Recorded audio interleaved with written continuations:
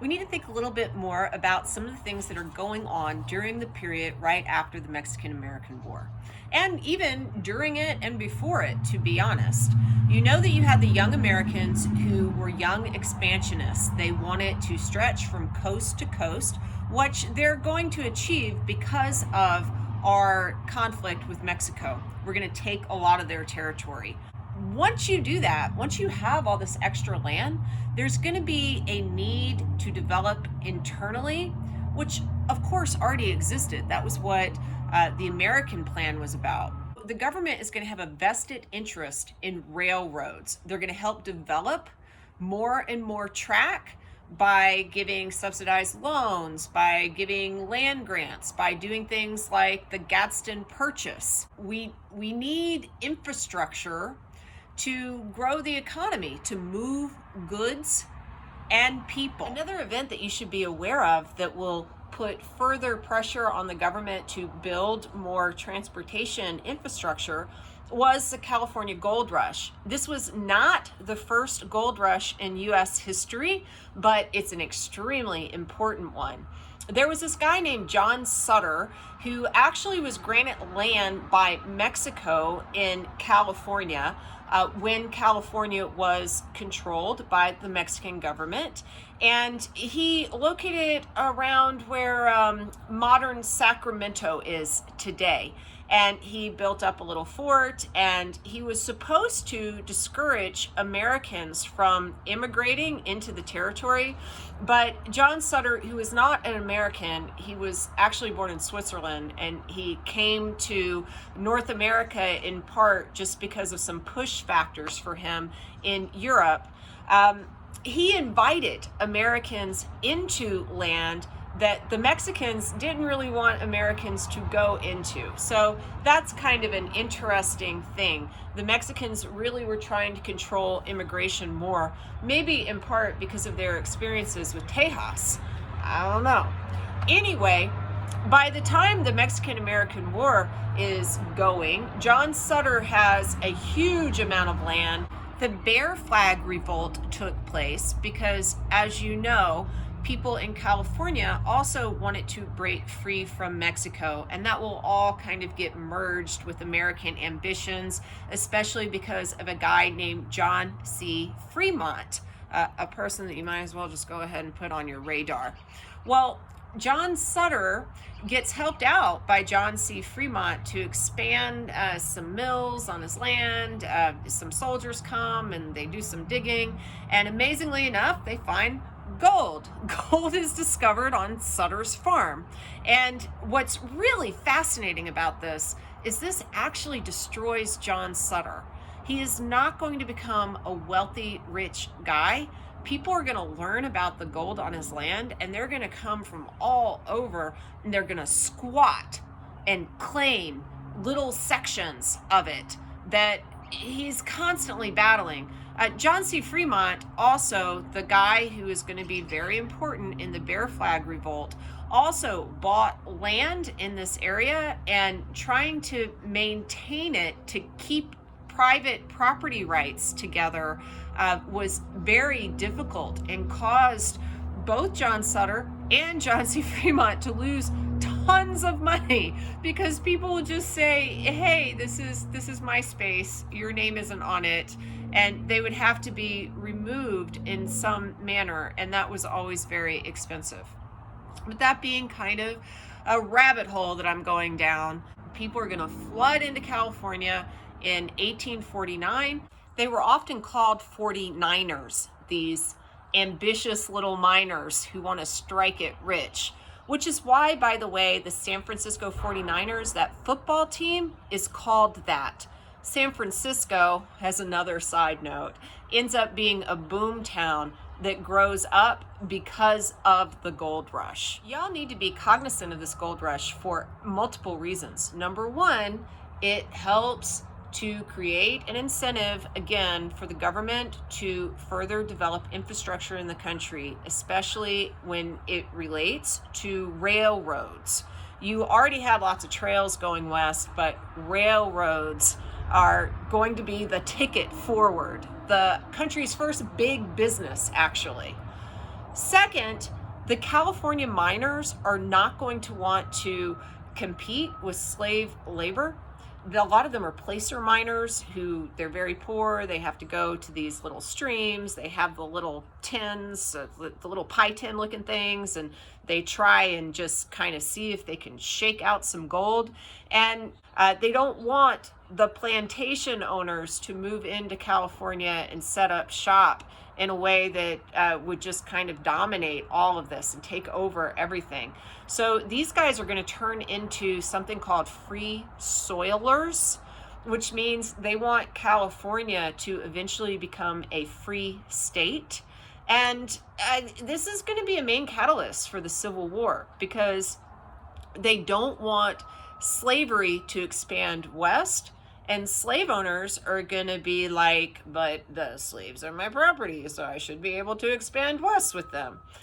Keep that in mind as we move closer and closer and closer to an absolute fracture between the slave states and the free states. Something else that is happening in this time period that is building on something you've learned about before is factory growth in the North. You know that factories first built up around the textile industry, and you had the Lowell girls who were working in the textile mills, young single women, because men didn't want to work for wage labor, not Americans who had been born in the United States. They often wanted their own land. They felt that wage labor was like slave labor, so they didn't like doing it. But it was fine. It was fine for the ladies until they got married, of course. The problem for the factories is there weren't enough ladies. As they were growing, expanding, they really had a shortage of labor, which, by the way, should have created more wage growth. So that's kind of an interesting thing to think about. I do know that there was early labor unionization in this period, but pressure on wages should have created an upward tick in how much money these people made. But that's not going to be what happens. So that's one of those things that if I were an economist, I would want to understand more. Why didn't these women just naturally make more money in this period when there was such a high demand for them? That being something to think about and consider, the owners of the factories had to get more productive. So since they didn't have the number of laborers that they needed, what they started doing was mechanizing the factories more and more and more. You had innovations so that you could use less people. The problem is the innovations couldn't keep up with that. By the way, this happens today. You have mechanization in factories, so you just get rid of labor. I would actually argue in the 21st century that that's what's happened to a lot of factory work. It's not that all of it was exported abroad so that you had a cheaper labor structure. A lot of it has to do with the fact that we don't need people to do certain tasks anymore because we can have machines do those tasks. For better or worse, there's a good and a bad side to that coin. Back to the 1800s, you needed to do something. You needed to somehow meet your need to make your factories faster, more productive, and able to expand, and mechanization was not keeping up with the demand. And slavery by then was very regional. It did not exist in the northern states. So what's your answer? Mass immigration. Jobs became big pull factors for immigrants. You're pulled to the US because you can make money. New immigrants have no problems working in the factory system. And also, by the way, coming from a Europe that still is mired in monarchy, many people are attracted to the US because of our democratic systems. And we do not live in a democracy, we live in a republic, but nonetheless, a republic with many democratic elements in which you had a lot more control of your fate and who was in charge than you ever did back in the old world. So people start flooding in, pulled in this direction. Also, you have some big push factors in the 1800s, especially for the larger groups that are coming. Let's think who was the largest group. Hmm, hmm, hmm. That would be the Irish. The reason for this is that the Irish were experiencing an awful, terrible event in Ireland proper. This is called the Irish Potato Famine. It takes place in the 1840s, and it is the union of, first, a natural disaster, and second, a system of oppression and exploitation that existed between the English and the Irish in the 19th century. Unfortunately, because of the Irish potato famine, a full quarter of Ireland's population either dies or immigrates out of the country. Ireland's population has never recovered from this event. Over 1 million people simply starved to death. And if you ever go to Ireland, this is still deeply seated in the Irish memory.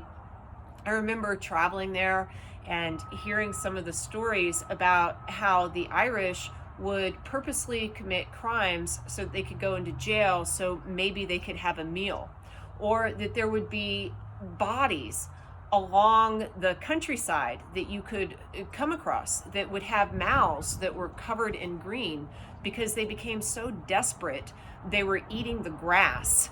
This is again a horrible event. So if you could leave the country during the Irish potato famine, if in some way, shape, or form you could get on a boat and come to the New World, you did.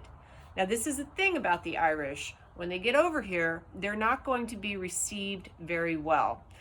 Many people viewed the Irish as not quite equal to other people of European descent. They were considered barbaric. They had this strange, horrible, terrible religion called Catholicism. And there was a long history, as you know, of anti-Catholicism in the United States. So if you were Irish and you came into this factory system, you were happy. You could work. You're like, oh my God, give me a crust of bread. Let me eat.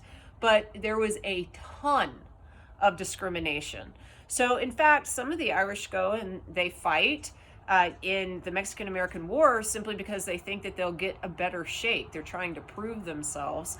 And as you may have read in your textbook, might have taken note of, some of them will see how the Americans treat Mexican religious artifacts and churches and things like that during the war, because the United States was a Protestant nation, and they will be offended because they are deeply Catholic, and some will even switch over to the Mexican side and fight with them during the Mexican-American War.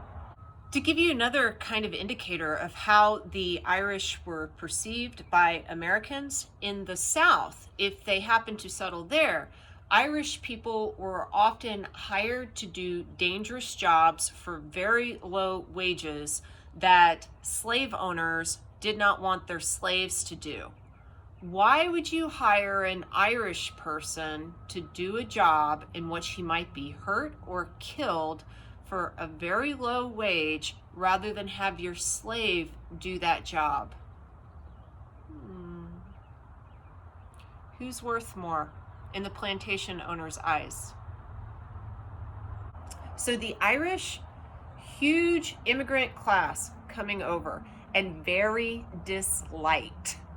The Germans made up the second largest group of immigrants, and they were much more popular.